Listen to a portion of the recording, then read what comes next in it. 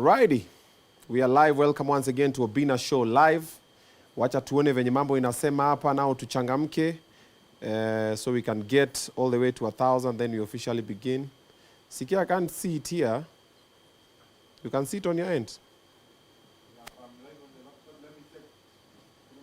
Can you guys see it on your phones? Because saying we are live and here it's... Yeah? Can you see me? I can't see me. It's just stuck there. Yeah. We are live. We're live? Yes.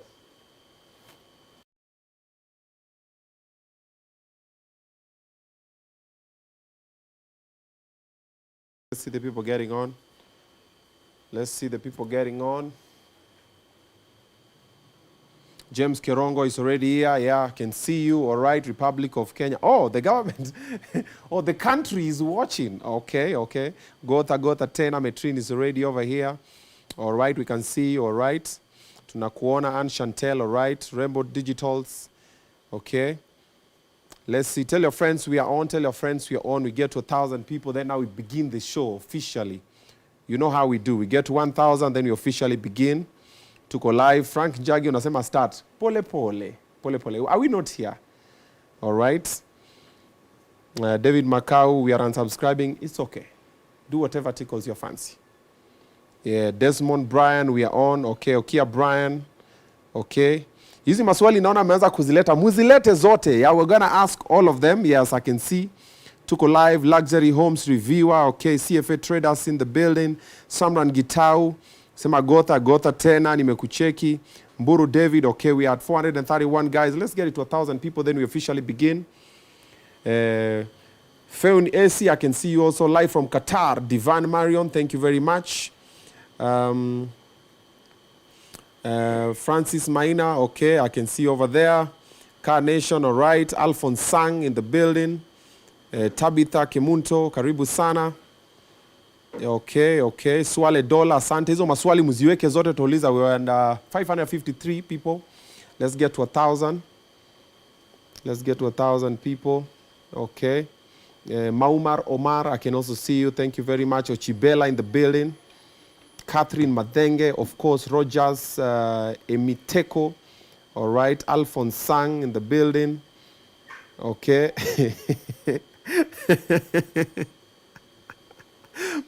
Okay, okay. Morris Mugendi is fine. It's okay. Kavo, Vevo, I can see you. All right, 6:57. We're waiting. We get to 1,000 people. Then officially we begin. So Krato TV, karibu sana. Linet Wanjiko, karibu sana. Vanilla, welcome, welcome. Karibuni sana. Kiragu Eric, karibuni sana. Ken Dog, Dennis Martin, karibu sana. Zephania Nyariki, karibu sana. Mike Costa, Mr. Wakili also is in the building. Karibu, karibu sana. Nyati Distillers. Oh, wow. Okay, what a name. At such a time. Okay. 837. You only have 200 people to get to 1,000. Then, of course, we begin. Watafika? Watafika. Hata watafika hata 10,000. Ndio wanaanza. Unajua sawa wanaitana sasa. Ndio tunataka kwanza alafu sana introduce kipindi officially. Kwa nafikiria wakwame hapo 9 sock. Wako 935 wanapanda. Ndio nikalale. Hakuna. All right. Asenath na kucheki 935. We're about to get there. We're about to get to 1,000. All right. Sapat Diary, karibu sana. Josephine Asilo, karibu sana. Squad J, karibu sana. James Karongo, karibu sana. Patrick Kamau, karibu sana. Martin Chacha, welcome. Ouma Ken, karibu. Aya, we are at 1.2 thousand people. Thank you very much. So let's officially begin. Ladies and gentlemen, boys and girls, welcome once again to Obinna Show Live. All right, this is a show that will bring for you some inspirational conversations, motivational conversations, and like tonight, an intriguing conversation. All right, we're coming live to you, of course, from Samaki on Othaya Road. This is the best place to come. If you want to try some seafood, you want to try some lobster, some crab, you want to get some calamari, this is the best joint to come through. If you've never been here, let me show you a glimpse of how this place looks like. So, anze kujipanga mapema.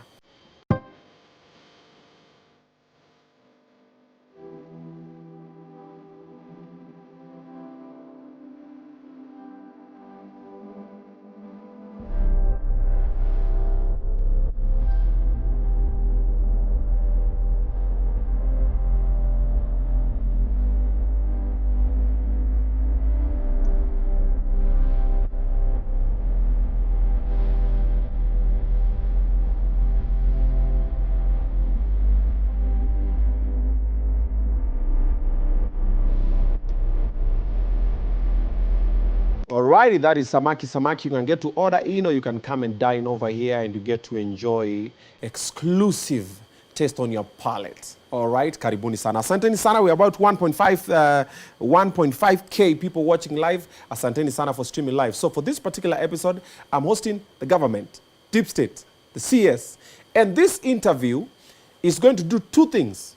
It's either going to make me or it's going to break me. The reason is this. It's a very volatile time because the country is on a standstill. We, against the government, myself included. There's a finance bill that's been tabled in Parliament.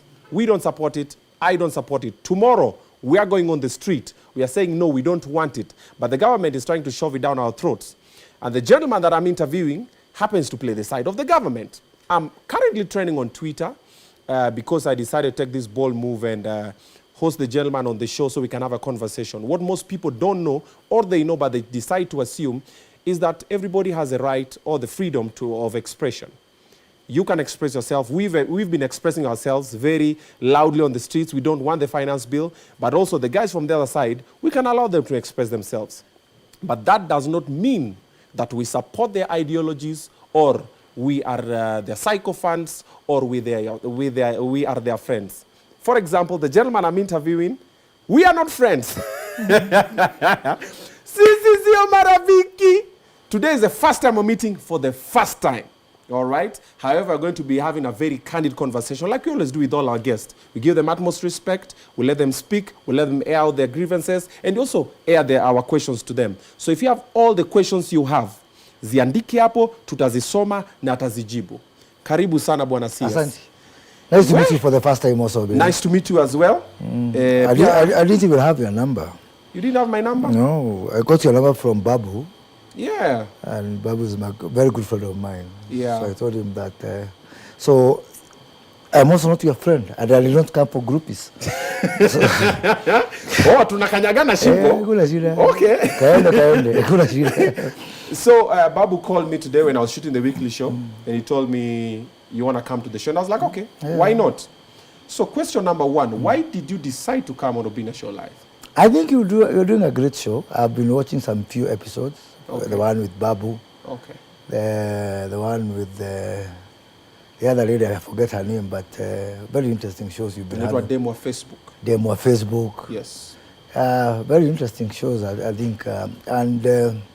You know, people know me for the mainstream shows on TV, on Citizen, on KTN, on NTV. Okay. A few times with the Jaras and the other, but I'm a great consumer of content, actually. Okay. And before I sleep, I go through content. When I wake up in the morning, I go through content. So I thought, why not? Okay. Yeah. Do you support online content creators? Yes, I do, a lot. And you know, you remember last year, I was the Minister for Trade.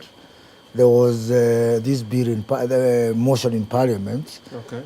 Some people wanted to cross TikTok that time, if you recall. There was a motion. And I did organize an online meeting between the President and the global CEO for TikTok. And there was sort of some understanding, and we agreed that TikTok agreed to do some moderation of content. Just a month ago or so, a lot of young Kenyans came to me, and content creators, they had their accounts on TikTok blocked because of mass reporting unfairly, I thought so. And I was able to reach out to the global management of TikTok and talk to them and managed to open some of those few accounts. I believe that I have got a long association with media, and I know that whether we want it or not, media is changing, and it has changed. So you not have one big TV station out there. We'll have thousands of people with their platforms, and combined it's going to make one, a very big platform, two, a very big source for monetization, and three, a very big influence on what's happening in the world, not just in Kenya. Yeah. Okay. So I'm a supporter of content. Okay. Yeah. But you being in the government, lakini hata wewe pia Twitter yako ilienda. Ilienda. How is that even happening? If someone in power who is supposed to protect us, Twitter yake inaenda, how safe are we? That shows that this is a big problem, because, by the way, when my Twitter went with 500,000, followers, and I had to get a temporary account with zero. I felt it. I really felt it. It was, and it's a conversation personally because I am privileged to be in government. I'm having with the Twitter, with the TikTok. Today I had a conversation with Mita about unfair. I have my WhatsApp blocked every 3 days. Every 3 days my WhatsApp is blocked. Including last night. And today, this morning I woke up, I had it, I had it. I told them, no, we can't continue with this. And I did send a word out to Mita group and told them, look, it's okay to block people's account because of, unacceptable content. But then again, there must be some way of validation, because you can have some malicious people, you can have people who don't like you. Tomorrow you have some people reporting the Obinna Show. And that will happen. Do it. So I think it's a conversation we need to have. It doesn't know who is. By the way, I am government in Kenya, I'm not government in the world. In the world of, the billions of people who are out there. So we are in it together. So I do believe that it's a conversation that needs to be had, globally about how we approach those things. Yeah. Okay. Yeah. Karibu sana Obinna Show live. Asante. Thank you for... I'm a big fan of fish also. Maybe that's why I also came, as you know. Oh, okay. Yes, so. A big fan of fish. So it's because of the fish. Yeah, okay. Karibu samaki. Samaki na usuga, so I hope I'll get some on my way out. Yeah. All right. So brace for impact. Yes. Pia mimi I'm bracing for impact because inaweza kuniramba, inaweza kuniramba. Relax, bwana. Me, I'm very relaxed. But I'm just telling you, brace for impact. Wanasema ukienda war front, inafaa ujue any outcome. You can come back home or you might not come back home. My friend, wewe ni Gen Z, I mean Gen A. So nimeona mambo mangapi zangu nizaliwe, so uchunga nisiku interview. First of all, una reject ama una support? There's nothing like rejecting or supporting. Let me explain to you one thing, Obinna. A finance bill is there every year. I know that. There is a finance bill every year. Yes. So it's not a question of supporting or rejecting. I was a member of parliament for 10 years. Okay. All those 10 years, there are things which were in the finance bill I liked. Maybe I was just a member of parliament, I would not go demonstrating. Okay. And it's normal. I like what's happening. By the way, it is very, very, for me, fulfilling to see what is happening in this country. I've been dying for a long time to have a country that can focus on meaningful conversations, like about our economy, like about our taxation, like about our expenditure. So for me, it's very welcome. It's good. And especially to see young people. Before you could see, especially kuna young people, like the one in Ushago. I am also in charge of some department called National Youth Service. 46,000 people who are, under me, who are not as privileged to be where you are, wearing a tie and all that, like you are today. But to see young people engage in matters of finance, matters of economy, for me it's very fulfilling. It's better than the normal banter we have about tribalism, about divisions, about some political competition. So I like what's happening. It's welcome. It may have some things that I really don't, I think should be done differently. But I think for me it's a fresh relief from the kind of conversations we've been having in this country. This thing you guys are doing from the government, it looks like a PR exercise, because initially you guys you downgraded, you ignored, you dismissed the Gen Z, including the likes of David D. There was Ichungwa, Cheriot. They're like, watu wakule sijui nini, kuku, whatever. Then now all of a sudden guys are like, now we love the conversation. Now let's have the conversation.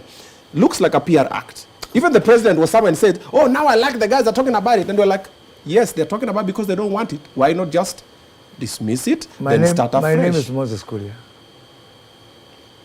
Tell me any one time I have said something contrary to this. And I'm a very public person. Yeah, but so please, I mean all I say and I say what I mean. Okay. Yeah, and I'm not one to shy off from giving my position. If I don't like what you're saying, if you like what I'm saying, I'm not one of saying. I mean it that I find this dynamism is the next big thing that is going to drive this country forward. Energy. You know, there was a lot, it was very disappointing. That the only time you find Kenyans, especially young Kenyans, contributing to a discourse is utawekelea Man U ama Man City. So this is, for me even, it's good, it's good. This is what we should have had all the time. Okay. Yeah, not just betting about EPL. Okay. It affects our lives. Can I do something? I've been watching electoral trends for a long time in this country. And last year, 2022, we had 22 million registered voters, out of which 15 million people voted. 7 million people did not vote. They are the ones who are voting now. 7 million people, they didn't vote. They are the ones who are voting now. I think it's belated. They should have voted then, but they are the ones who are voting now. The voices you hear are the 7 million people who never voted. And I think this should be a lesson. It should be a wake-up call to everybody, from Gen A to Gen Z. But that when we have got opportunities for discourse, when we have opportunities to have our voice heard, let's put all the voices on the table, because how we are going to develop this country and how we are going to build, you know, a progressive society is seizing the moment to have a discourse. Probably if the 7 million people voted, maybe I would not be sitting where I'm sitting. Probably. Okay. Maybe I would be chongai in viazi in Gatun. Maybe. Yeah. Maybe. Now, let's talk about the collective responsibility of cabinet secretaries. We have a couple of people who are missing. Let's talk about the two that have gone missing. We have Mutai and Rex. And none of you has spoken about it, not even the president. On the abductions. We have young people who are expressing themselves peacefully. They're being shot, they're being abducted, they're going missing, but collective responsibility of the cabinet secretaries, all of you are now playing like, sasa amuoni sasa. You have no idea what is happening. Nobody has come out to condemn it. Nobody has come out to say, oh, watu wako hapa na hii imefanyika. Nothing is happening. What about if I engage in rumor mongering and gossiping about where they are and speculating? No, but you know, how would society take me as someone who sits on such a privileged position, who is saying things that they are not sure of? You know, my word for many people, you know, because I carry the flag of a government minister, means a lot for people. I ought to be so sure of what I'm saying. I need to be very double sure. What about if I say something and then it turns out differently? So I have suffered before. So in short, you're saying you don't know where the people who are being abducted are? I don't know for sure. And so you guys are in charge of the government. Is it abduction? You know, if it is abduction by a government, this government saw. They're being abducted by people dressed in police uniform. We saw, you know, if for sure, let me say something. If for sure this government committed that the era of abductions, the era of finding people in the Bayala, remember we said that, you know, is gone. I personally, I was in Bomas of Kenya, yeah, during the elections of 2022. People disappeared. People who were working for us, for media, young people disappeared. Some people who came from India to work for us, they just disappeared and they were found dead. And because of those people who are, I believe, were murdered by the other regime, we saw that the era of abductions, the era of you know, extrajudicial killings is long gone. So I am telling you, if it turns out that the government that I serve is anyhow remotely even related to abductions, I would be the first one to speak out and to condemn it. Good. Because that's not about collective responsibility. That for me is values. That's what for me is morality. Collective responsibility. And that for me is from the experience that you've come from in the past. Yes, but you're a CS. So in short, you're saying you have no idea whether people are being abducted. Remember, or you have no idea who is abducting them. In the 2017 elections, I made a reckless statement. Okay. I have paid for it. Please understand where I'm coming from. I talked about things I didn't know. Remember the Musando affair? Yeah, when ulipata gari huko Roysambu. Imagine, and I said about some things. Of which ulikuwa unafanya nini huko? Imagine it where mimi sijaokoka. Like Musando goes missing, then you just happen to be somewhere. Kwenye gari yake iko, you are the one to. I was called by someone from a media house and told me, unajua ile gari inatafutwa iko hapa Roysambu 1 2 3. Na ukasema you can't send your aides. Sasa kwa nini tumane kwa nini? That's why I'm telling you, Obinna, just to give it to context, eh? That's why I'm being very, very, very careful and very measured, yeah? Okay. Because you can imagine that 7 years how much I've suffered or being accused of something which I know from the deep of my heart that I wouldn't do some few things. So you had nothing to do with it? And I had nothing to do with it, of course. In Sandoz, Never, you were not in play. Never. And I have really suffered. And I'm very, very careful, especially in situations where human beings are concerned, human life is concerned. You might find yourself saying something, and you just find yourself on the wrong lane. It happens. Okay. And because you have never gotten yourself in that kind of an experience, I would be very sparing in terms of getting involved, saying something that you are not sure. It's fine. Yeah. So you'll not say anything you're not sure of. You said you don't know. And what I'm saying if it turns out there's an abduction, yes, or something sinister, yes, I'll be the first one to speak out and to condemn it. Good. But you are in the government. Yeah. So the government is not in control because people are missing and the government has no idea I do believe where the people are going. That means I do believe who's in charge? I do believe, Obinna, that the respective security agents, and security matters are very sensitive. I do believe, that I'm not speaking about it, or that someone is not calling me about it. It's the same way that I will not tell them about everything about public service. Sometimes you just respect people's reins. You let the processes run their full course. Doesn't mean that something is not being done. For example, yeah. Kizungu mingi na catwalk. You've actually gone round and round and round. You've not addressed the elephant in the room. Basically, the government has no idea who is abducting us. So that means the government is not in control. That means, as a country, tuko kwa shida.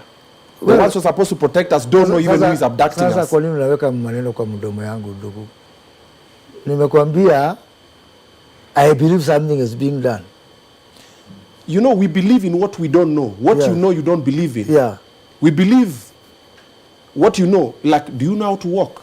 You know how to walk. I believe I can. No. If you know, you know. If you don't know, then you believe. So if you believe, that means you don't know.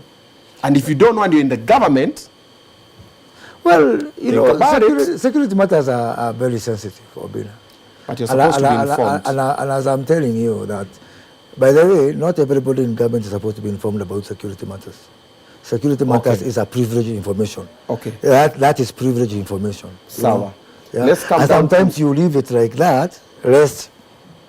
And I'm telling you, the personal experience I had 7 years ago, whether I'm a minister or not, makes me very, very, very cautious. Okay. Yeah. Let's come down to the mandamano. Mm-hmm.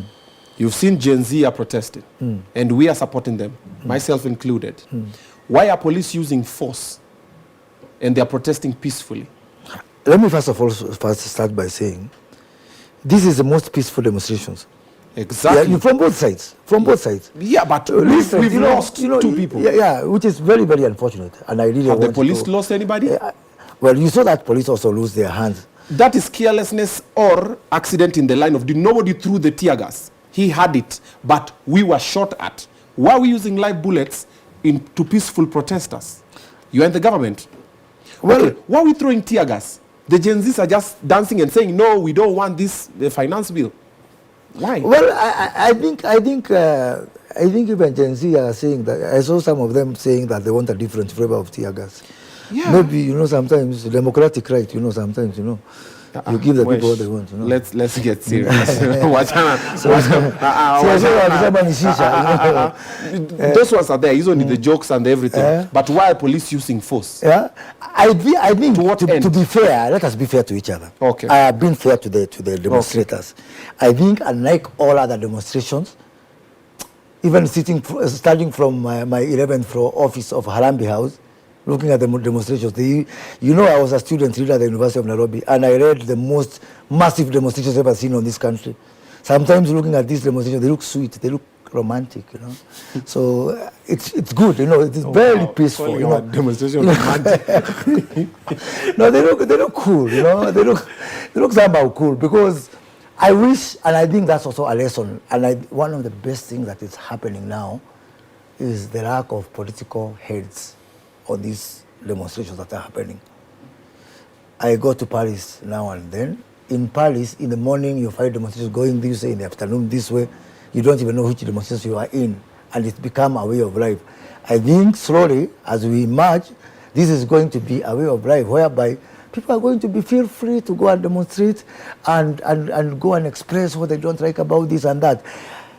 So the demonstrations have been largely peaceful. The police, even though there have been incidents of tear gas, etc., regrettably Not so. etc. Yeah. Live bullets, we've lost 2. Others have been abducted. Question is why? Let's not revisit questions of abductions. We have. I think we have. Death. We have. Let's talk death. Death is regrettable at all times. But why are police using force? Death is regrettable at all times. Because unanipeleka Paris, ukanirudisha kwa Harambee, ni ukarudisha kwa enzi yako ya ya kulead demonstrations, but tunaongea kwa sasa. Yeah. We have this big issue. Hata kesho tuko kwa ground. Okay? You know, tomorrow, let's say for example tomorrow. Let's just do tomorrow, just to give a context to the past. Yeah? Give me a minute. If the CS for Interior today has released the rules, I think you guys followed that, on what should be done. If those things are followed, why would there be need to use tear gas? Why would there be need to use force? He said clearly 1, 2, 3, 4, 5. Freedom of expression is guaranteed in the Constitution. Freedom of association is guaranteed in the Constitution.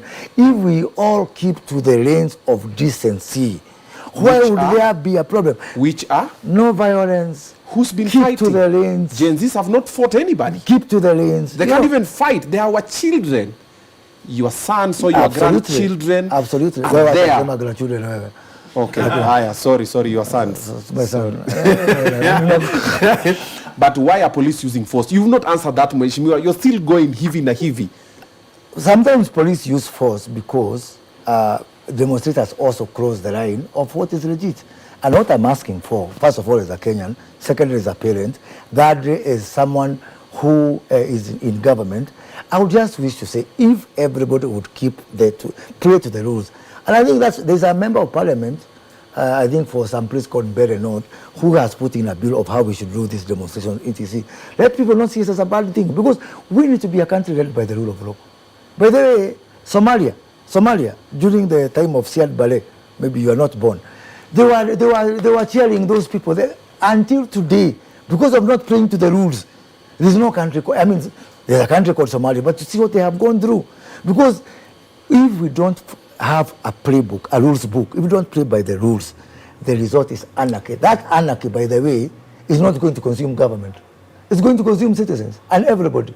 Mheshimiwa, those do you have any problem with following the rules? No. We don't have a problem with following the rules. Yeah. But if the rules are oppressive, yeah, let's bring what's the elephant in the room? The Finance Bill 2024, right?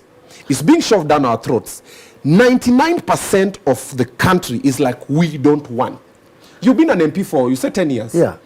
Why are we still discussing it? Why can't they just do away with it, then we start afresh? Why are they pretending like they're peeling some parts, they're removing some parts? You can't do without a finance bill. It is in the Constitution. Good. Unless you want to overthrow the you can't. Good. You can say how the finance bill looks like. Good. You can't do without.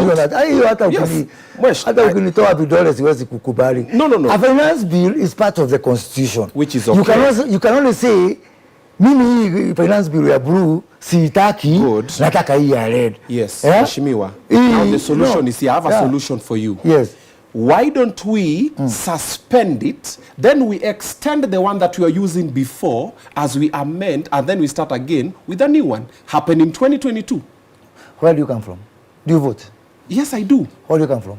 It doesn't matter. It does not. No, you have an MP, isn't it? Yes, I have an MP. But he is there. My MP voted no. Correct. Democracy. Clap. Mwingine akavote yes. Ili unataka mwingine vote no, mwingine vote yes. Na tutakuwa nchi nzuri sana. Wacha kupaka hii kitu mafuta hivi. Tunaongea hivi. In 2022 wacha kuinyambia because you know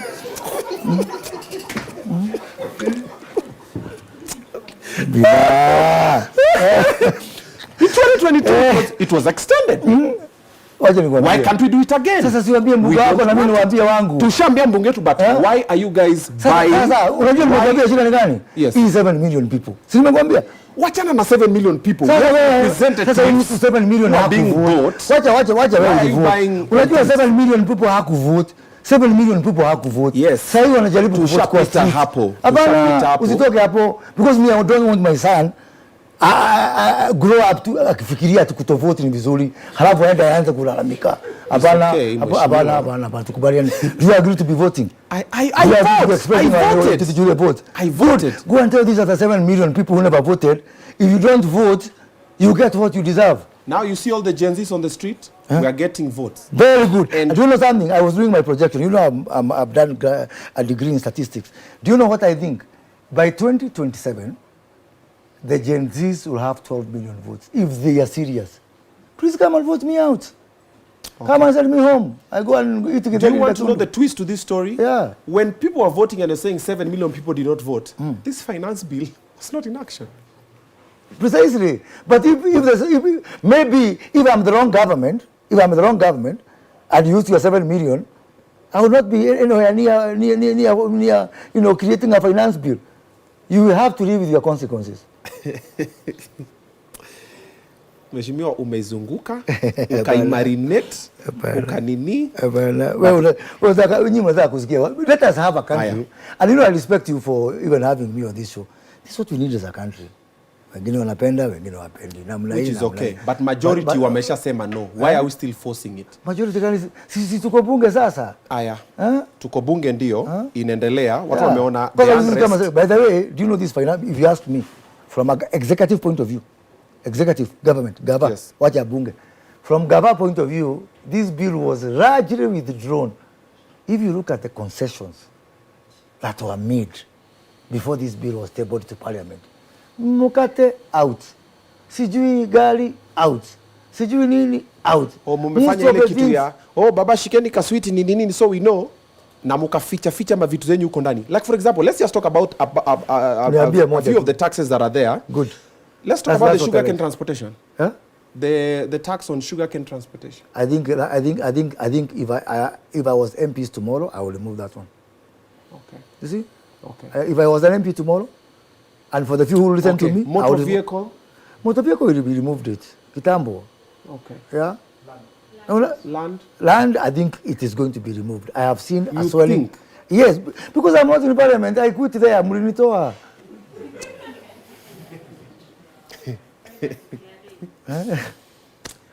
Let's talk about cancer. And you know what you're saying here. Let's talk about cancer first, Mheshimiwa. Before to deviate. No, I don't deviate. I just want to applaud you. I just want to applaud you because I appreciate. That is a conversation. But now, that is a conversation we should be having on specific issues. Sasa tunatuangana tuko kwa war front. Yes. Tuwache hizi zingine. Tunamenyana sasa. Yes. Turudi hapa kwa cancer. Who taxes cancer treatment? It is wrong. Why don't you tell the president is your friend? President amemaliza na yake. President is not a dictator. President is spectator kama wewe hata kwa Obinna Show sahi. Amemaliza, iko na kina Babu. Kina Radwa. So who is buying the MPs? Mimi to pass the finance bill? Mimi siko na receipt. I just had one MP say they were being bought. Yeah, okay. You know, one man against 349. It takes one brave person. Yeah, to produce receipts.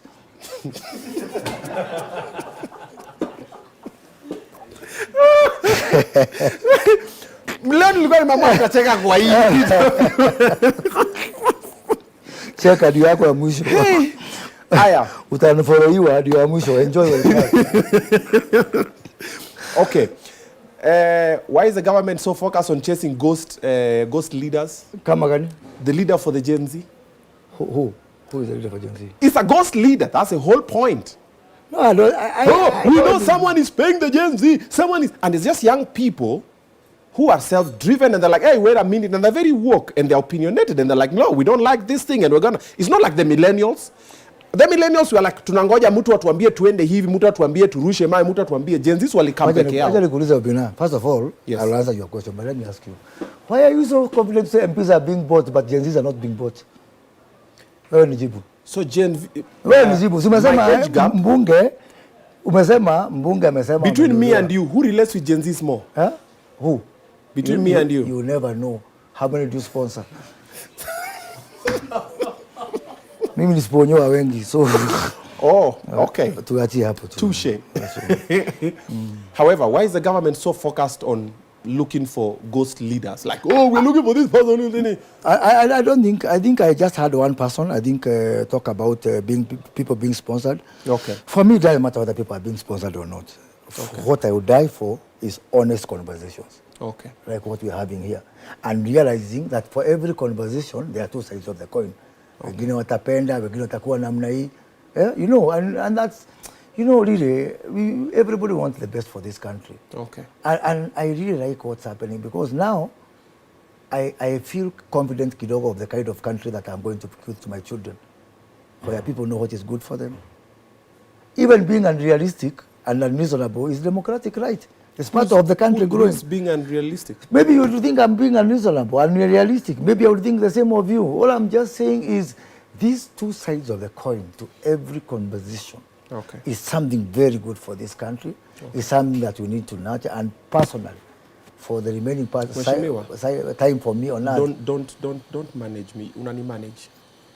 Oh, I like these conversations. They have to. Is the third time you're saying it? Uko na kalamu na karatasi? Is the third time you're saying it? Ndio niko na notes zangu hapa. Niandikie vile nitakujibu. Sasa kapa.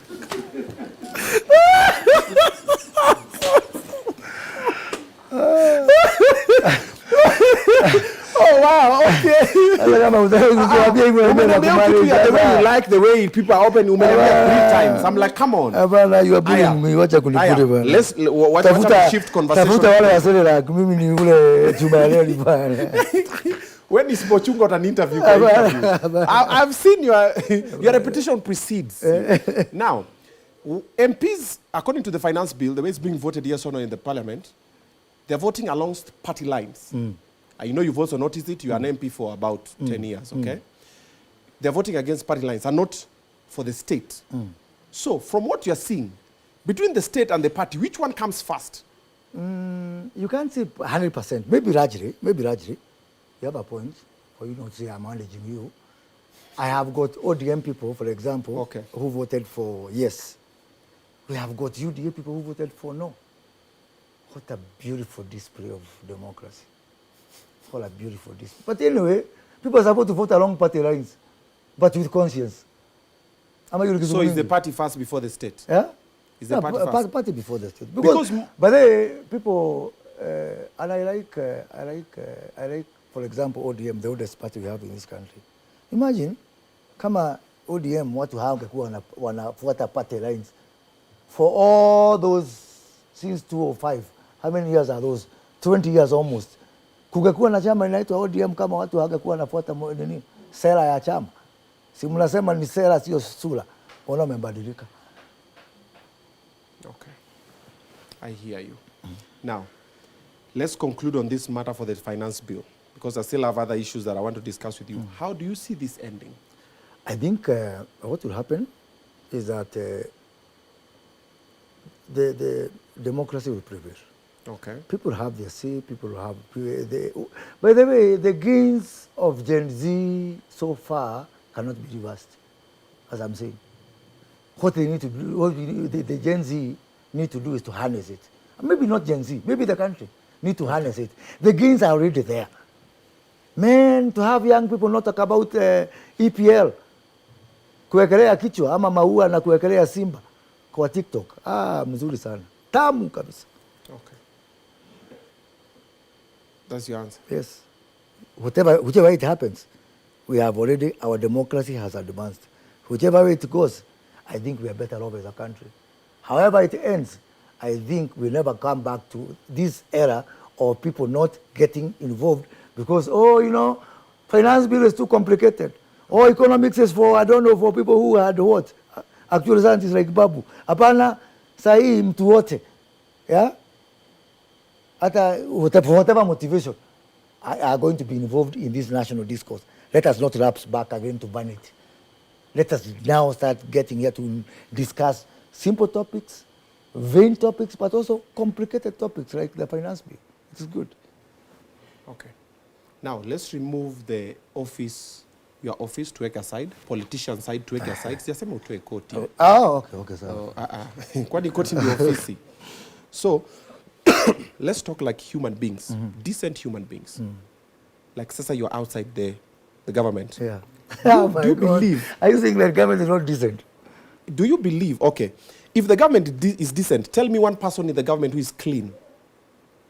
Let's not go All there. of you guys have been accused Well, of certain you- things. You have where do court you gonna- cases. where do you gonna clinometer? Sijasema hivyo. Hapana. Sijasema You know, hivyo. this thing But of, it's in the public domain. Nearly everybody in the government, either it's a court case or a situation here and there. So, if you can show me one person who's clean in the government, we can say. But if it's not there, By the way, what do I tell you? sema There's tu nothing wrong with a court case. I've not said anything. There's nothing wrong with having a court case because that's why we have a judiciary. So things can go their whole course, you know. There's nothing wrong with having a case to answer. There's nothing absolutely wrong. Okay. You know, and that's why we have got a country again that is run by the rule of law and the constitution. You know. But But you know, anyway, back to your decency where thing. there's I think I smoke, there's distracted fire, you. right? Yeah? Where there's smoke, there's fire. There is bad people everywhere in society. Okay. Everywhere. Hata Now, kwa kanisa. Let's go back to the Hata part kwa for. Obinna Show. Yes. So let's go to the part where now let's remove you from the government. Decent human beings. Do you believe overtaxing citizens to death is the solution? No. There's no the solution. You've seen all the unnecessary, unexplainable taxes No. that have been introduced. No. Do you subscribe to that No. Let school me of tell you thought? something. Let me something. So you don't? No, let me tell you something. Okay. Today, we paid how much did we pay again? We paid quite amount of money in the Eurobond. Yeah, today the Eurobond, close to 500 million US dollars that was spending there from taxes, from debts that were taken before today, and we did it 3 days before schedule. We don't owe the Eurobond anymore. We would be So you're saying we've cleared Eurobond? We have cleared Eurobond. Imagine today I will So we can get that on record? Yeah. Okay. Do you know today I will sleep a happy man. We've cleared the Eurobond. Hey, hatuta auctioniwa. Yeah. Okay. Because you know it was very easy to jump over the cliff. You know, just imagine, for you it is easy and it is enough for you to look at it only from the taxation point of view. What I know for sure, the kind of hole we are in, and what a good day to have this conversation like today, is because historically, as a country, collectively, zingine hata sikuwa nimezaliwa, we have made mistakes as a country. Yeah, we made mistakes as a country. My grandfather's generation created problems for my father. My father's generation created problems for me. I, admittedly, have created problems for you and Gen Z and those people. It's a cumulative something that together we have messed each other. We need to be spending more time now asking, because we are in this hole and we're in this together, will it help anyone to start saying, ni ile serikali ya Uhuru, ni ile ya Kibaki, ni ile ya Moi, ni ile ya mkoloni? We are in this together. And why I like the fact that it's Gen Z, yeah, who is having this conversation on matters like debt. You have more years to pay debt than me. Unless you commit suicide, and I know you're a decent man. Mheshimiwa. Because I think on a balance of probabilities. Are you sugarcoating the part for the tax? Ukitaka ni short quote, but I'm telling you the truth. But that historically, we have found ourselves into issues, into a situation. Situation maybe even us wouldn't want to have been in this situation. How do we move from here going forward? First of all, it is for you, because you are the one who will pay the debt more than me. On a balance of probabilities, you have more years to live than me. You will pay debt more longer than me. You will fight this hole more than me. To have Gen Z now involved in this conversation is the right thing, because they have got disproportionate share of, for example, the debt. If we didn't pay the Eurobond that we cleared today, by the way, for example, do you know how much is the shilling to the dollar? It's 130. I'm not saying this like those flowery things. Unajua to manage exchange rate, blah, blah, blah. But if we never paid the Eurobond today, tomorrow, or let's say today is 24th, in 7 days' time, 1st of July, and the whole world says Kenya has defaulted on Eurobond, do you know how much would have been the shilling to the dollar?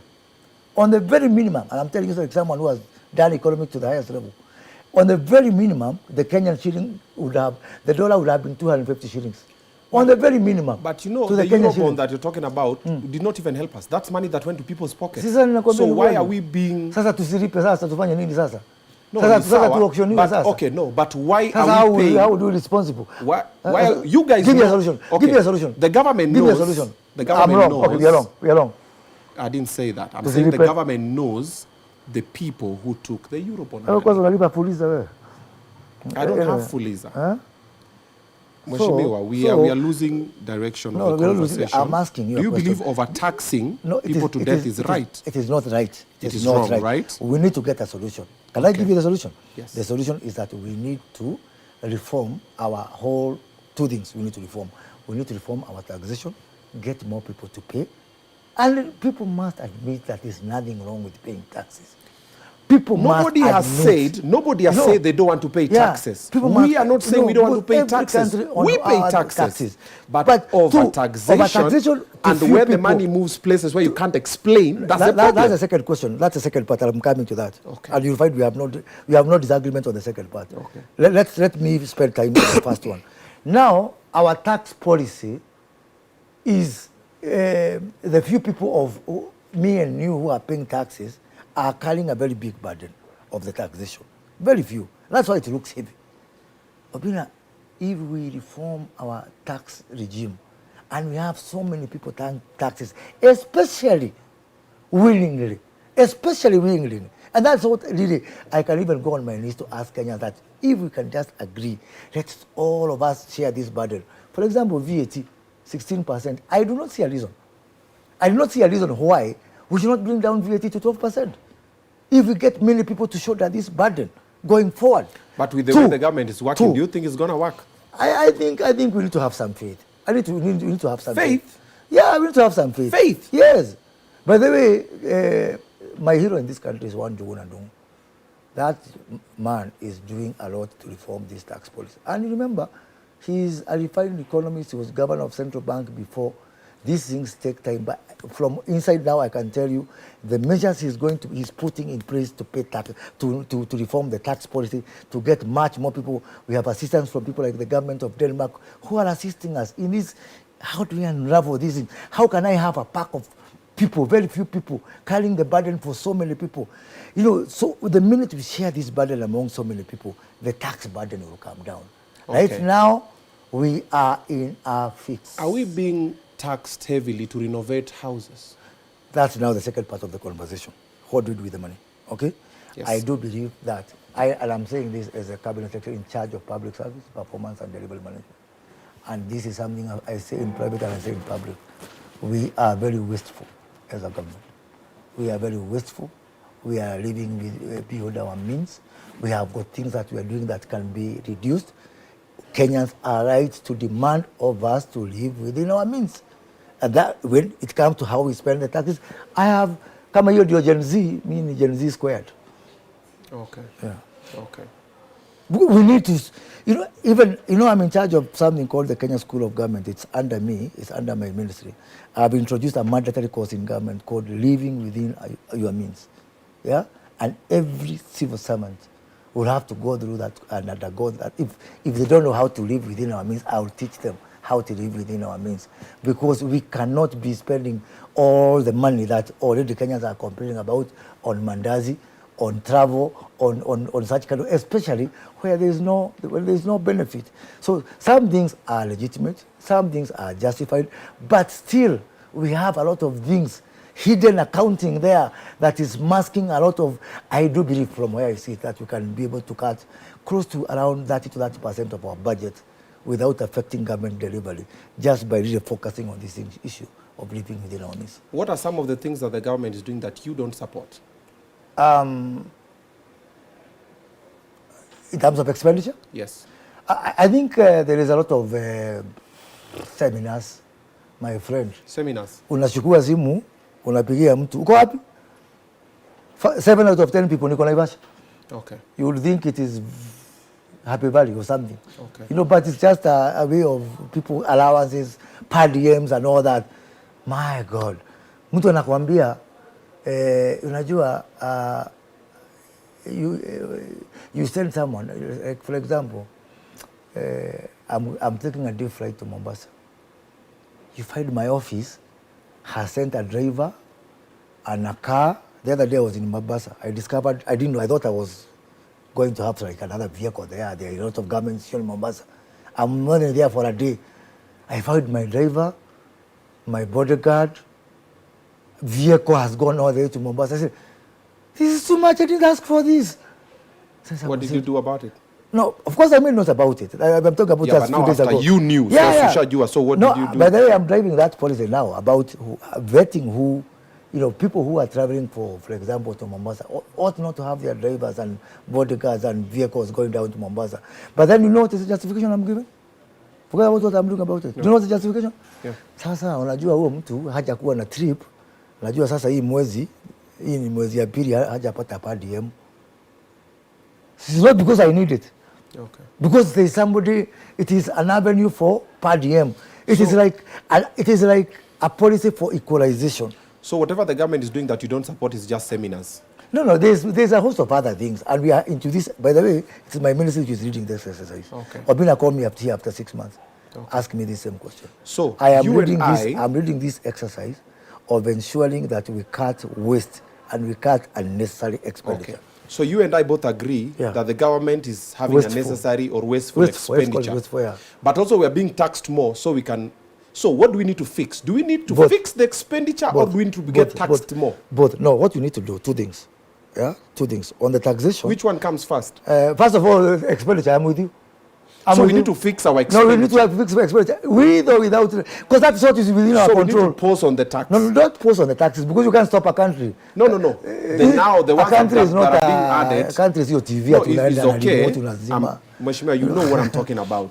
I'm talking about the ones that are being added now. They are necessary taxes that are now fingering the normal money. By the way, the reason for taxation sometimes, and I'm not here to teach you economics, I don't want to teach you, is not just for money sometimes. Sometimes it's for policy. I'll give you an example. Last year, when I was Minister for Trade, I put in a tax for taxing unnecessary imports, things that we can be able to manufacture here. Because I want people to have jobs here. Man, do you know, you are happy you are here in Kireresho. You go to the countryside on any day without a loudspeaker. Unasimamisha gari unaona kama ni ya mheshimiwa hapo. Inaja. You think those people have come from their jobs to come and because you are very handsome? No. They have come there because they have nothing to do. We have these huge problems of unemployment, admittedly. And when we keep on importing things from out there, denying our country of jobs, we are really sabotaging and undermining ourselves. So last year, I put in taxes for imports which are necessary from outside. Did I do that because of the revenue part of it, of the money part of it? No. I did it to discourage that guy. As a result, a factory for cement, which was not there for clinker, has opened up in West Pokot. Today, before I came to this show, I called the guy who's running the owner of that factory. 2,800 people he's employed as a result of deliberate policies that I put in there. That's one. Yeah. That's one policy. Then also, you and I both know it is cheaper to import than absolutely. It is, yes. And also the industry economy in the country is dead. I will not allow. You will not allow, but it's already happening. I will not allow. Importing is cheaper. No. Manufacturers are opting to manufacture in Uganda and Tanzania. I will not make it very expensive. I will make importation very expensive. You will, but you've been in power for 2 years. I did my bit. I'm very proud of that. I did my bit. Factories are moving back. I taxed import of cement. I taxed import of steel. Okay. This year, we are going to, by the way, tunaweka, I don't know, I have not seen the last version, but tunaweka tax ya 25% kwa viatu. Kama unataka kununua Italia, kama unataka to buy from Italy, prepare to buy, to pay more. Tuko na Ngozi hapa, we have got the second largest herd of cattle, which can produce shoes in Africa, right here in Kenya. If you tell me that I'll be popular because I have allowed Gucci shoes, no. You bring Gucci shoes all you want, but you will pay for it. Let me ask you a normal question that a normal Mwananchi will ask you. Yes. Okay? So you put heavy taxes on imports. Yes. But you don't empower the industries here because you're also taxing them heavily, so they cannot manufacture, but people can also not import. Do you know? Do you see the situation that you're trying to create? The people, what are you doing to the equilibrium the people who are manufacturing here, by the way, let me give you an example. You know, I'm no longer in that ministry. When I left there, I left most of these taxes for imports at 17%. They are called actually the Moses Kuria levies and taxes for the imports. So there was a suggestion to make them 10%. Huh? This is very interesting. Very interesting. Fact your story.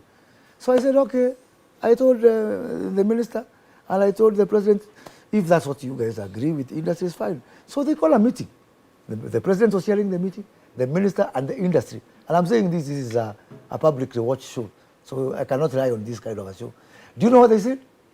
Dare you remove that 17%? We are now investing with more certainty. We are applying for more permits. By the way, to change a country takes some deliberate, sometimes painful processes. And because me, I don't want to be anything else, Obinna. I just want to do a good job. Leave my legacy for this country. Live a better life for my children and the children of this country and go. Okay. I really say that we must make deliberate, sometimes painful decisions. Okay. Yeah? Nikisimama kula tena uninyime. Oh yeah. What are you wearing that is Kenyan made? Hapa kuna kitu ya Kenya lakini nalipa taxes sasa hizo mimi silalamiki. Sasa shida yako ni nini? Okay. Unaona sasa ndio tunasema freedom of choice. Unaona? So when you are the CS of trade, when umesema we are wasteful, but you rented offices uko to Rivers. Against the directive of the government that office what wa government inafaa kuwe pali fulani. Do you know how much I was paying in that office? I have no idea. Zero. Go back to record. Oh, zero. So ulipatiwa donation. Nilipatiwa donation because people thought that the agenda you were doing was more suited for them. So mtu akakuita akakwambia chukua ofisi for free. Yeah, and by the way, it's a government office. That company which owns that building, it's owned predominantly by Kenyan government. Okay. Yeah, government is the largest shareholder of that one. It's like kukuuliza kwa nini unaenda home. Okay. Aya. How are you supporting Kenyan manufacturers since nothing you're wearing is Kenyan? You're an importer. I'm putting laws, I'm putting policies, I'm putting taxes. I am going to ensure that. By the way, why are you not mentioning my industrial parks? Every corner of the country, I started industrial park. 32 out of 47. I have that in the conversation. out of 47 counties. And they are not functional. Yeah? They are not functional. No, they are in the process. They are in the process. They are not functional. They are in the process. At least when I was I have my receipts like this. Give it to me. No, umesema I started. Nyinyi ni wale wa okay, stadium. So munaenda munasema ndio hii alafu it's not functional but it's a shell. So yes, you say industrial parks, but none of them is functional. No, let me say something. But then we are not behind schedule. We are not behind schedule. And I do believe that by the end of this year, take it from me, in 6 months' time, all the industrial parks will be functional. 6 months' time. 6 months' time. Yeah, umeanza mambo ya 6 months' time. Okay, 5 months.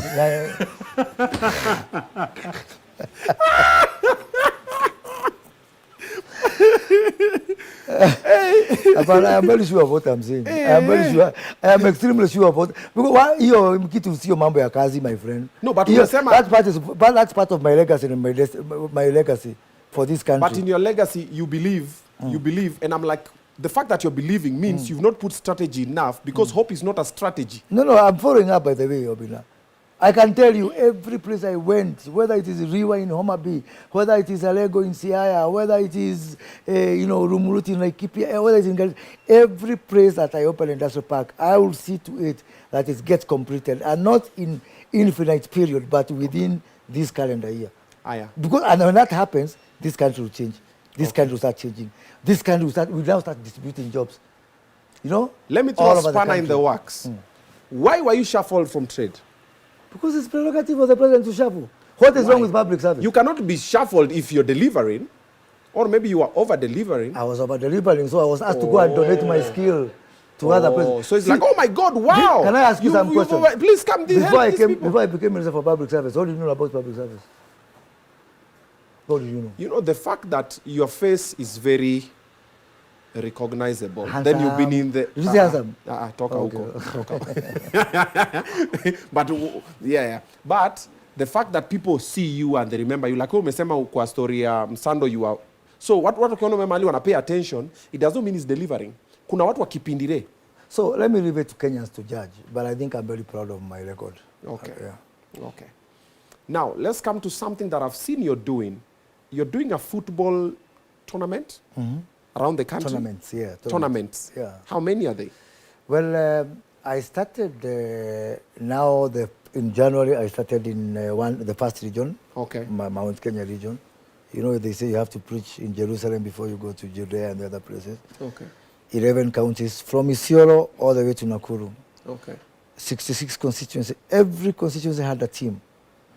Every constituency had to select like a national team of that constituency. Okay. And then they played on a league format and then went to the knockout and all that. And now in 10 days' time, we'll do the grand final. And by the way, it was 10 counties to begin with. Then Isiolo County complained that we are also from the mountain.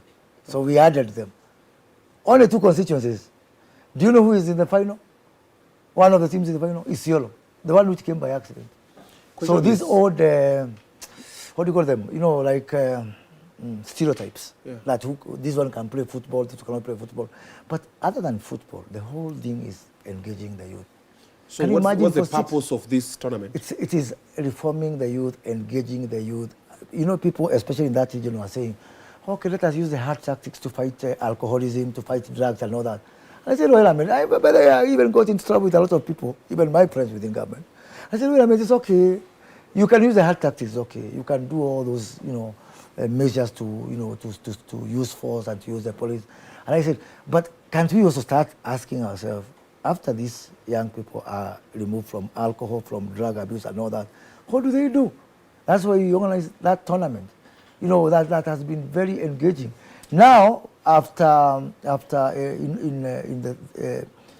the final on the 7th of July, we are starting the second series in the counties of formerly Western Kenya and Nyanza. 80 constituencies in 11 counties, from Migori to Siaya to Homa Bay, Kisumu, Vihiga, all the way to the Kisii and Nyamiras and all that. So that now, and then finally, we'll move to the other regions and then we'll do one. For me, it is something I've got passion for. You're doing it out of pocket? Out of pocket, yes. And me and my friends, my foundation, no government in it. So break it down for me like this. Team mbili zinakuja kucheza. Yeah. Si ndio? Yeah. Wana win nini? Final. Yeah. Final, number one, and I win 5 million. Now, the first team is winning 5 million. Yes. But how many teams are they collectively? We had 66 teams. We were saying for the 66 teams? Yeah. So 66 teams will train. Yeah. No, 66, they competed. They already competed. Yeah, but they're training and rehearsing and doing everything. No, it was a league. It was a league all the way. That is not being funded. Yeah. Yeah, but... How do you mean not being funded? I have been funding it. You're funding the final? No. So all the 66 teams... Okay, let me tell you, 66, we were in 8 groups. Let me tell you. Okay. We were in 8 groups. Each group was playing against each other. 7 games for each team, and some of them 9. Each weekend was a game. They were going far away. People were going to places they've never been before. Okay. Yeah. Who is funding the transport and logistics? Myself. Okay, then when they play against each other, how much are they winning at that low level? At the low level, you know, we just give them allowance. It's part of the playing. You compete for a prize. Allowance of how much? We normally will give them around 25,000, 30,000 per team per weekend. And we're talking about 66 teams. And we pay referees, we pay for the logistics, we pay for the, you know, all these things. It is heavy. It is taxing. So I'm very grateful to my friends, and to the corporates, you know, because when my foundation came forward and asked for support, we got support from quite a number of corporates, just like I'm going to do in the Western edition that I'm going to do. And by the way, Obinna, the first time I did this, especially for Mount Kenya, the same format was in the year 2011. I was not an MP. I was a nobody. I still did it for the same cause. I remember the final was in Thika Stadium, and Uhuru Kenyatta, then Deputy Prime Minister, was the guest of honor. For me, it's a passion. It's something that I do for the young people of this country, and I do believe in it, and I'll continue doing it. Okay. So they win 5 million. What next? Then we hope to get other sponsors. We start another one, and then of course there's a lot of talent search, by the way. By the way, during the final, it's going to be in Kirigiti Stadium. I take this opportunity to welcome you officially. Okay. Roiro, who went to the final against Isiolo North, but you also have a curtain raiser which has been confirmed today, Masemeji Derby, Gor Mahia versus AFC in the final, as we moved into the Western region. I really do hope that my friends, my sponsors, my well-wishers come and we raise more money and get more people. We need to have courses. I heard you're having something for men. Men's mental health awareness. Yes, I read somewhere. Saturday. Yes, and I was supposed, because I really, if all of us in this country, everybody take a course. Just take one course that you believe in. Hata kama ni ya Beach Boys or anything. Just anything, just pick a course.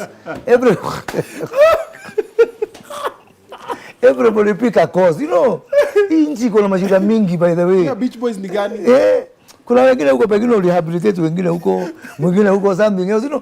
You know, if only all of us. And by the way, nobody has ever invited me for a course that I've never participated in. Yeah, okay. A course. Because now, let me bring you back to the sports space. Yeah. Because you've spoken about football. Yeah. Football in Kenya is doing very badly. Yeah. As is. Are you having conversations with your fellow CSS and the other PSS to do something about the football and also our athletes? Because currently I'm doing a show, it's called Safari za Mabingwa. Sponsored by Daka Mamili and Team Kenya. We are hosting athletes. We are just sharing their stories because they go out there, they put Kenya on the map, they come back Kenya, wanarisiviwa na kaflawa kwa airport, then story na crash. Nobody cares about them, how they train, what they do. So even Team Kenya. What is the cost? What are you doing with them? I'm asking what you. What has been done for them? No. I'm asking you, are you having conversations with your fellow CSS about how to change the sports industry in Kenya? As it is, we are doing badly. Let me say this. One, I am really surprised by the Kenyan sports. If this one achievement you've done as a government for the last 2 years, it's sports. I remember during the achievement. World Cup, yeah. I remember during the World Cup was it 20? When it was World Cup 22 in Qatar? And I was watching a game at the residence of the British High Commission with Ababu Namwamba. And just like that, I told him, Ababu, what about if we go and bid for AFCON and we bid for it as a region? And by the way, if you go back to my socials on that day, I did say we are going to bid, because we just agreed. You know, we were also new ministers and maybe we were excited a bit. I said, what about if we try? And I remember one thing I told Ababu, if we try, we might fail. But if you don't try, you'll definitely fail. That's what I told Ababu. And just like that, he took it up. And look at it here. 2027, we are going to have AFCON here. Our under 18 girls have qualified for World Cup. Forget about what it is. A Kenyan team, don't care what it is, has qualified, in case you forgot, for World Cup finals.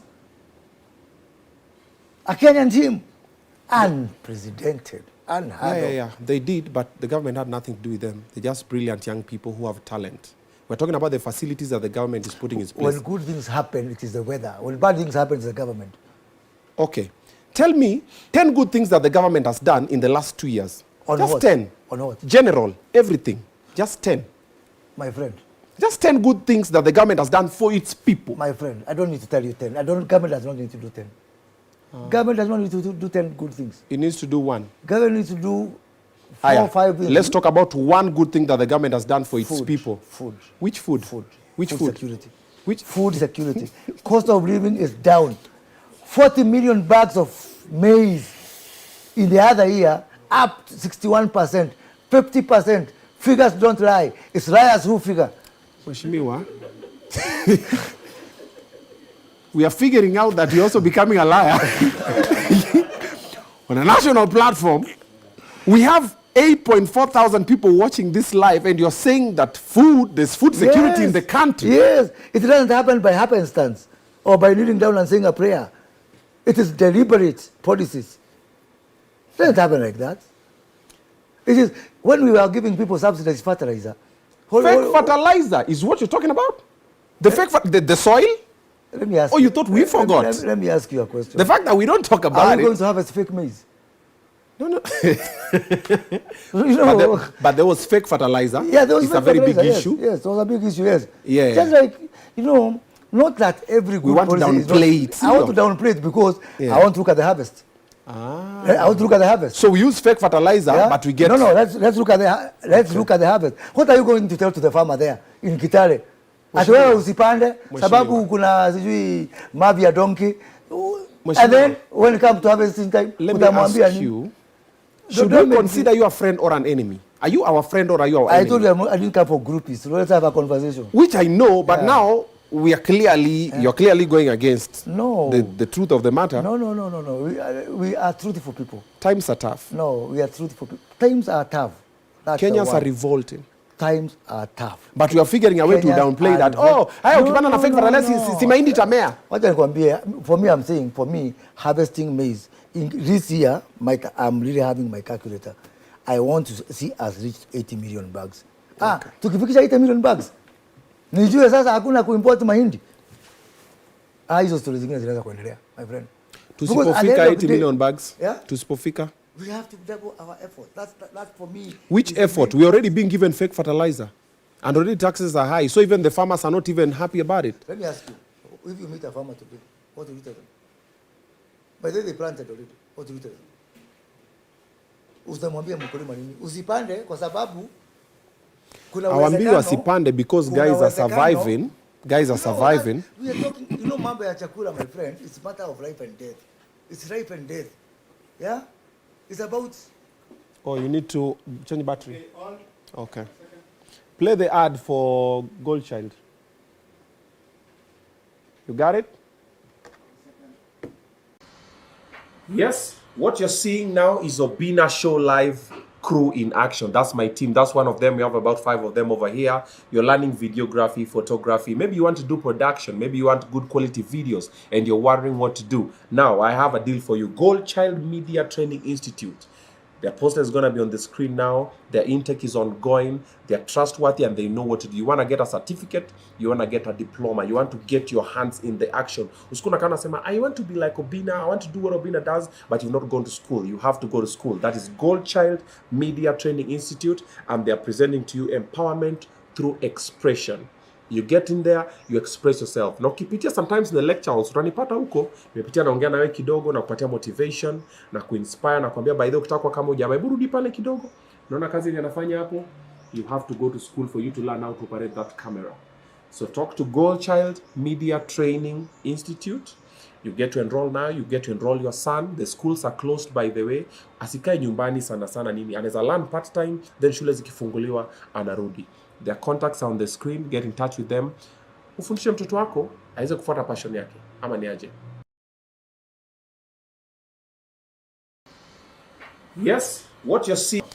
Alrighty, there you have it. That is Gold Child Media Institute. If you're looking for a school to go and enroll and study media, production, you want to do editing, videography, photography, Gold Child Media, they are in town, Development House. You should consider taking your people over there. They have the short courses. So probably during school, shule zimefungwa, ama unataka tu course kingine kuongezea, consider joining Gold Child Media Institute. Also, as you can see, my suit today, I've been dressed by Fashion Aid. Yeah, I've been dressed by Fashion Aid. So unajiuliza labda utafikia wapi, wapigie simu, unataka suti kama unataka ku look fitty like this.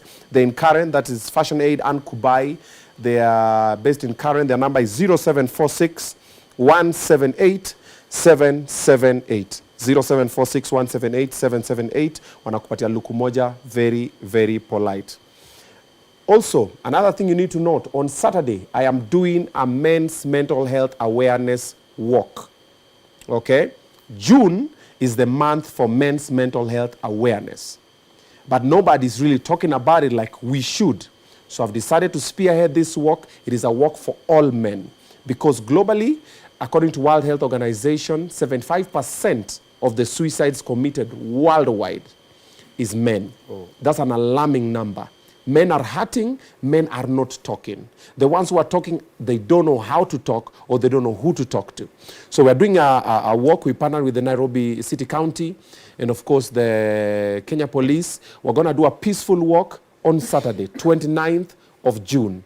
We are meeting at Uhuru Park at 7 a.m. in the morning. There's going to be entertainment. We also have other partners who are going to be doing free health checks. Wanaume mkuje mpimwe damu inapigaje, roho inapigaje, kidney bado iko kando ya tumbo ama kidney imesonga kwa shingo, wanaangalia hizo zote. So tukishafanya hiyo tunatembea tu town kidogo, tunakuja tunaongeleshwa kidogo so that we are told how to talk and where to address it, okay? It's not an Obinna event, it is for men. Kuna mtu anasema, no, ni event ya Obinna. No. It's just that Obinna is the first one to do it in Kenya because nobody has done it. But we're looking at all the stakeholders, from the government to the non-governmental organizations. It is an alarming rate that we are losing men. Men are hurting, and I'm saying the event is for both women and men, because most men, we don't know how to organize ourselves, and then also men also fear stigma. Oh, nikienda utafikiri mimi ni cheesy. No. Women, you people know how to organize yourselves. Please, organize us. Your sons, your brothers, your husbands, your cousins, your uncles, your grandfathers, your fathers, bring them. Come with them. Walk with them. Show them that you care and give them a listening ear. And maybe if we do that, we'll see a change. Let's go back to 70, then 60, then 50, all the way to 0. That rate is alarming. So on Saturday, 29th June, 7 a.m., Men's Mental Health Awareness Walk.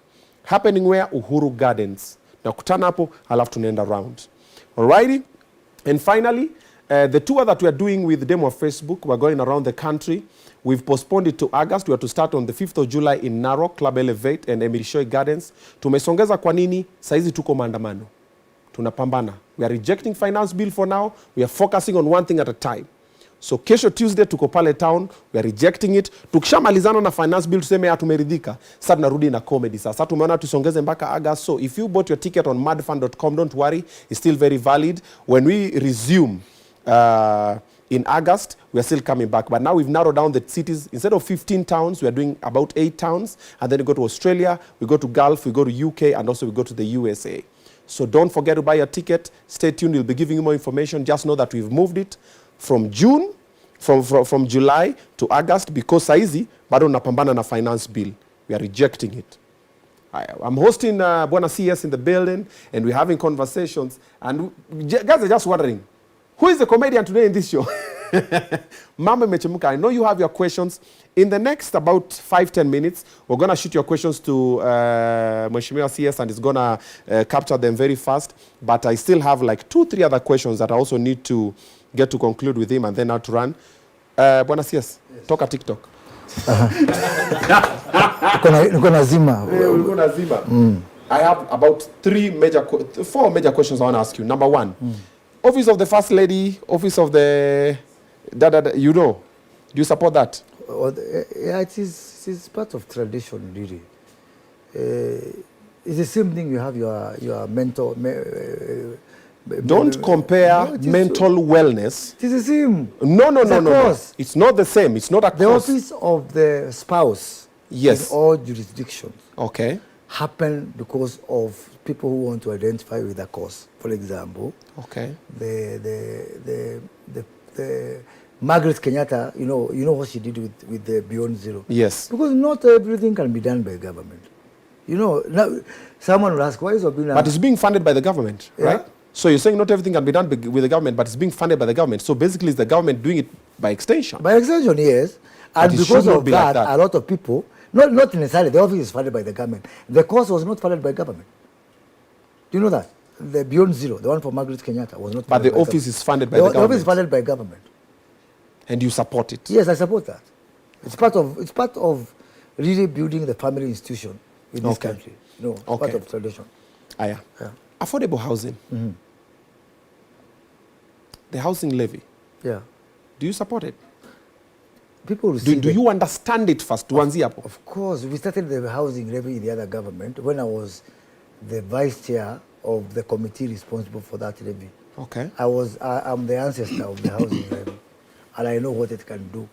And I know when right now we have 150,000 young people working on this project. I wish I had somewhere else to take them. Forget the people working on the project. Let's look at the big number. The only reason I'm doing it. No. Look at the big number. They are the only reason we do the housing. People think it's because people are working. So you're looking for people from Jengo. Absolutely. So the solution for unemployment is to build Jengos and taxes. It means a lot for those people. If you are fortunate enough even to have a capacity to pay that tax, think of that guy there who has never seen color. So the many will suffer at the expense of the few. Listen. I like your question. Do you know how many people work in formal employment? 1 million people. It's not about formal employment. 3 million people. 3 million people. Don't reverse that bus you're trying to throw me under. It's not about the people working in formal space.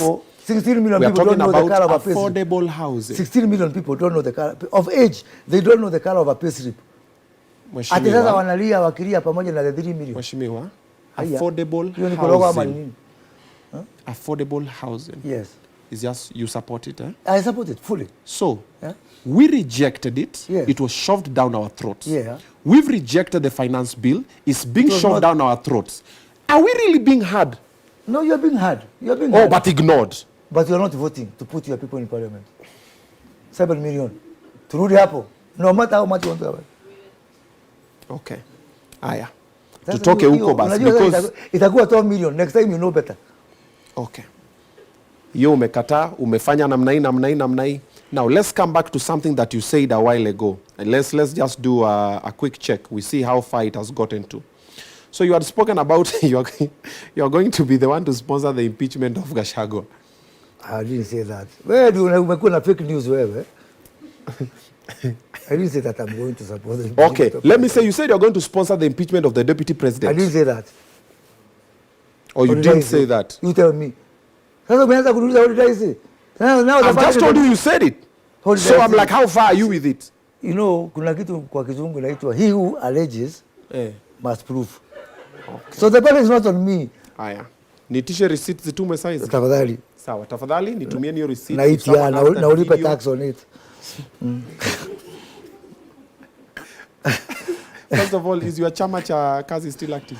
No, I left chama cha kazi because I'm not supposed to be member of a party, but it's still there. Okay. Do you want to join? No. Oh, very good. No. Mimi niko chama cha Gen Z. Eh? Tuna reject finance bill. I hope you do something after rejecting. Something more. Okay. Yeah. So I hope you are presidential, more organized. You know, it is important to be politically organized because you can have numbers which doesn't mean a lot politically. So I hope from beyond this rejecting, beyond the Gen Z thing, I hope the young people of this country will start giving serious consideration to political organization, to political 2027. consciousness. Whew, we are cleaning that house. Eh. Ngoja uone. Tutaenda nyumbani. Si ungoje uone we are here. Mimi kwanza nisha clean my cave. Yeah. Simuona tulikuwa cave. Tuko tayari. Tumeshawapima vizuri. As long as we have democracy. Kwani si nyinyi watoto wetu? Tumewapima. Kwani 2027. Kwani nani watoto wetu tusikie vibaya watoto wetu wanakuja kutupeleka Aya. nyumbani. Wacha nikupeleke And by the way, sasa. I go home every day. So usianze kunishtua tutapeleka home kila jioni. Aya, let me take you to Nzoia Sugar. So Yeah. presidential directives must mean something, right? So in Bungoma, Madaraka Day celebrations, the president spoke and gave dates and promised that the farmers and the workers of Nzoia Sugar, who are now in their second year without salary, are going to be sorted. You are the head of the public service.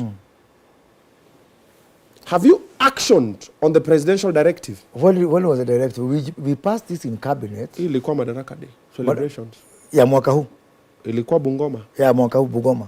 Yes. And we have provided for the money in the budget. This budget. No, have they been? No, It's just to know. It's not a banana republic. Kwanza unataka walipe na nini? Na kutaki tulipe taxes? Hebu sema. Let me just clear the air. Kenyans have not turudi hapo, refused hata to wewe pay rudi hapo. taxes. Turudi hapo. Nzoia walipwe. Nimekubali tik tik tik. Leta pesa. No. Mheshimiwa, we have not refused to pay taxes. We've always been paying taxes. We are just saying these taxes that are being introduced are infringing on our right to live. You want us to die. Because as it is, we are struggling to survive. We are holding on straws. Then muna impose zingine tena. We're like, all right. Yo umeruka umefanya namna hii. Mulisema kuna maswali. All right? I'll just take two from our hapa. Shout Or yours. vetted. My name is Ruben. Yes, Ruben. What is your relationship with US right now after Ruto's visits? Yeah. I think Okay, I'll add on to that as well. So what's the relationship with US after Ruto's visit? And then also in Parliament the other day, there were some US Congress people watching live when they were debating on the bill. What was that about? no, but we have an open parliament. We have an open. It is broadcasted live. Kama Obinna Show. What's the relationship between you and people watching this show? We are family. What's the tofauti? Now, our relationship with the US has never been better. You know, the kind of investment deals that we signed with the US. Right now, we are just about to conclude the only African countries signing a strategic trade and investment partnership with the US. Very favored, very privileged position. I think it's paying off. I think our relationship with the US, the investment we paid in this relationship is paying off. Okay. Yeah. Do you support us sending policemen to Haiti? Haiti is a black country. Yeah. It's a black but country. is the reason and the purpose. It's not about the country. You know, why are we sending? Culturally, we are more acceptable there. Which is fine, yeah, as tourists. But why are we jumping? Okay. So you support us sending police to Haiti? You know, Kenya. But we cannot sort bandits hapa in our backyard. So we've had the bandit situation forever, but in Haiti is now where we know how to tunajua kushine. But how come haukuuliza Somalia? No, Somalia is our sister country. Somalia is a border between Kenya and Somalia. If you go there, we're trying to maintain peace because wanakam kwa Kenya. I thought you are supposed Haiti. to be, I thought you were supposed to be younger and more than me, and I'm supposed to be like the old-fashioned guy who is only thinking about the village, and you're supposed to know about the global praise, and you're supposed to know that because of maybe globalization, digitization. Now, who is tonnage? Me, mama, baby. Tunaongea facts. No, it's yes or no. Do you support us sending police to Haiti? I do support because the world is becoming a global marketplace. So you're supporting because the world is a global marketplace, but is it making sense? Do you know something? In the other, just up to the other day, Kenya was a member of the Security Council of the UN. We have not been given grants and extended favors with the US so we can supply the policemen on this other side. So what's wrong with it? It's the purpose. We are saying we breach, maybe your pesa. So wewe hata kama ni corruption unaweza support because nani hataki pesa? I don't support corruption. Okay. Yeah. But you support us taking police to Haiti, but we cannot solve the bandit situations here. So we're giving some old choppers. Global obligation and killing bandits and stopping bandits are not mutually exclusive. Does not mean that if you do one, you don't do the other. But we've not even sorted this. Hatujafagia kwetu, but sisi ndio internationally sasa sisi tunapiga PR sasa. Sino tuko na mapolisi wa kutuma. We don't even have enough police as it is. And even the police in Kenya are not even paid well. They are not treated well. They are tear gassing you. I didn't say there are many. I said why are they using force? Anyway, let's move to the next question. Tuendelee. The next question, though I would answer the first one. The first one is your personal relationship with US. My personal one? Yes, your personal relationship with the US. Because there's a minister of trade who came. I've had my differences with the US. That's not a secret. Okay. Yeah. The second question, your view on one man, one shilling, one man, one vote. It's a tired conversation. It's a tired conversation. This thing of this one man, one shilling. By the way, me, I went to school without bursary. There were no bursary those days. My parents were not rich. They were peasants. Okay. Yeah? There was no CDF. It's just, when lazy politicians don't want to talk about how we can grow the cake for everybody in this country and move together, they resort to bogeymen like one man, one vote, one shilling. Can't we produce like the way I was doing with the industrial park and move the whole country together? The whole thing of saying this part of this country, that part of this country, I will never be part of it. Luckily, I don't want to be elected again. So I will stand up for the right thing. Do the right thing here and go to heaven. The Okay. relationship with the deputy president. Well, he's my boss. Or your relationship with the deputy president is your boss? Yes. That's it? Yes. It is just slightly better than mine and Obinna. Clearly, I'm not your boss. Receipts are coming. Hold up. Receipts are coming. Public Service Performance and Delivery Management Cabinet Secretary Moses Kuria has sustained his attacks on Deputy President Rigathi Gachagua of fomenting divisions in government, deserting duties, and leading a campaign he labeled as, quote, zero sum. Kuria, who sought answers from Gachagua on questions he outlined, accused the deputy president of developing unfounded paranoia, urging Gachagua to put a stop to his regional unity campaign. Ayub Abdikadir reports. This impeachment insinuation comes a day after Deputy President Rigathi Gachagua made fiery speeches in Kirinyaga and Nyeri counties attributing his tribulations to unknown government officials. Kuria, in a 10-point questionnaire for Gachagua, sought an understanding from the deputy president on why he reportedly refused to have tea at State House expressing fear for cabinet committee members chaired by the deputy president at his cut. Okay, with all due respect. Copyright who? Wait a minute. Copyright who? Wait, Be fast. fair, you are content man. Yeah. Say copyright. No, this is from Citizen. That's Very good. That's It's Citizen. very important to make that admission. Yeah, let me just say this. Because what, tomorrow, With all due I also Mheshimiwa, protect the Obinna copyright. you are petty. If I find you somewhere near this, outside here, this show, but it's okay. Adi, you are saying DP has refused to take tea? Yeah. Come on, bro. No, I have my differences with the DP. Okay. Does not mean that we are not respectful. Okay. I don't support his... But chai. Yeah. Okay. You combine them. So he was to take it by force? No, you see. Kama mtu hataki chai. How can you be so paranoid? Kwani nani atakutafuta? Mtu paranoia. Yani ya nini sasa? Kwani utakufa mara mbili? Anyway, wacha tuachie hiyo hapo. Thank you, Obinna. Wait a minute, kidogo. We have like 5 more questions. We're wrapping up. Take a quick fire. The last one from this person. For me, Obinna, Mheshimiwa, first of all, thank you very much. We appreciate what you're doing. Just a brainer. You said that at the end of the day, democracy is going to win. The biggest problem that we have as young people is that even the MPs who have voted no, when they go back to their constituencies, we have seen the public and their constituents fiercely, standing and saying that you did not represent us. So at what point, because even when the president was elected, I think the first thing that he said is that it doesn't matter, kama ulinipigia kura ama haukunipigia saizi, I'm representing the people. So really, at what point is this democracy going to win if, the voice of the people is not going to be heard? Second, at what point will democracy win if the voice of the people is not being heard? At the ballot. Or at the ballot? At the ballot. It's the only way for democracy. Okay. It's the ballot. Okay. Sawa. Hiyo iko sawa. Second Tuesday Yes. of August 2027. Mark your calendar. Okay. Na usipotelee kwa shisha usahau. Okay. second thing I think is the issue of fair trade and policies. Issue of fair trade and We policies. have seen, just as recently as I think yesterday or last week, we have seen an official from the office of Musalia being arrested because of demanding bribes to investors.